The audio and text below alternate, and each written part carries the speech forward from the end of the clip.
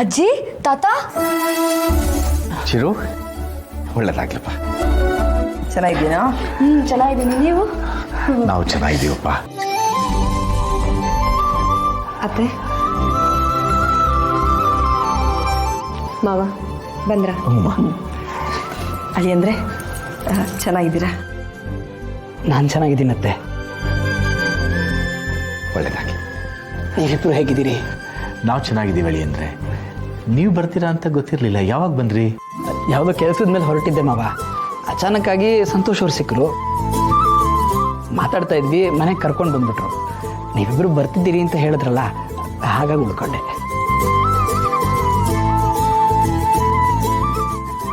ಮಾವ ಅತ್ತೆ ಬನ್ನಿ ಕೂತ್ಕೊಳ್ಳಿ.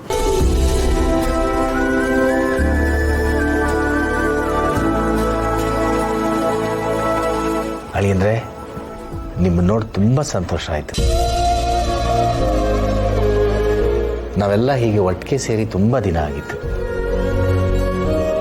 ಅತ್ತೆ ನೀವಿಬ್ಬರೇ ಕಾಣಿಸ್ತಿದ್ದೀರಾ? ಅವರಿಬ್ರು ಎಲ್ಲಿ?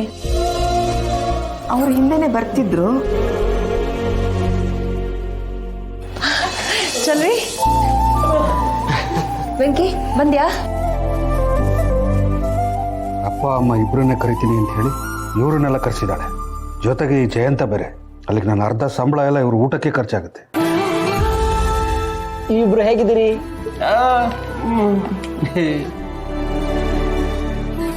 ಇಂಥ ಸಂತೋಷದ ಕ್ಷಣದಲ್ಲಿ ನಮ್ಮ ಜಾನೂ ಇದ್ರೆ ಚೆನ್ನಾಗಿರ್ತಾ ಇತ್ತು.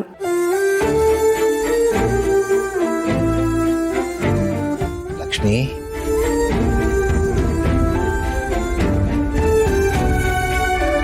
ಅಳಿ ಅಂದರೆ ನೀವು ಮಾಡಿರೋ ಉಪಕಾರನ ನಾನು ಹೇಗೆ ತೀರಿಸ್ಬೇಕೋ ನನಗೆ ಗೊತ್ತಿಲ್ಲ. ನಿಮ್ಗೆ ಎಷ್ಟು ಥ್ಯಾಂಕ್ಸ್ ಹೇಳಿದ್ರು ಸಾಲದು. ನಮ್ಮ ಭಾವನ ಜೀವನನ ನೀವು ಕಾಪಾಡಿದ್ರಿ. ಅವತ್ತು ಸಮಯಕ್ಕೆ ಸರಿಯಾಗಿ ಶ್ರೀಕಾಂತ್ ಅವ್ರನ್ನ ಅಲ್ಲಿಗೆ ನೀವು ಕರ್ಕೊಂಬರ್ಲಿಲ್ಲ ಅಂದಿದ್ರೆ ಮಾಡದಿರೋ ತಪ್ಪಿಗೆ ಸಿದ್ದು ಅವರು ಜೀವನ ಪರ್ಯಂತ ಶಿಕ್ಷೆ ಅನುಭವಿಸ್ಬೇಕಾಗಿರ್ತಾ ಇತ್ತು. ಈ ಜೀವನದಲ್ಲಿ ನಾನು ನಿಮ್ಮ ಋಣ ತೀರ್ಸಕ್ಕಾಗಲ್ಲ. ಯಾಕೆ ಹೀಗೆಲ್ಲ ಮಾತಾಡ್ತೀರಿ ಮಾವ? ಅಷ್ಟಕ್ಕೂ ಅವ್ರೇನು ಬೇರೆ ಅವರ? ನಮ್ಮವರೇ ತಾನೆ. ನಮ್ಮವ್ರನ್ನ ಕಾಪಾಡೋದ್ರಲ್ಲಿ ಯಾವ ದೊಡ್ಡ ಪುರುಷಾರ್ಥ ಇದೆ ಹೇಳಿ? ಅಷ್ಟಕ್ಕೂ ಅವ್ರ ಜೀವನದಲ್ಲಿ ಒಂದು ಒಳ್ಳೆ ಕೆಲಸ ಮಾಡೋದಕ್ಕೆ ನನಗೊಂದು ಸದಾವಕಾಶ ಬಂತಲ್ಲ, ಅಷ್ಟು ಸಾಕು. ಅದು ನನ್ನ ಪುಣ್ಯ ಅಂತ ಅನ್ಕೋತೀನಿ.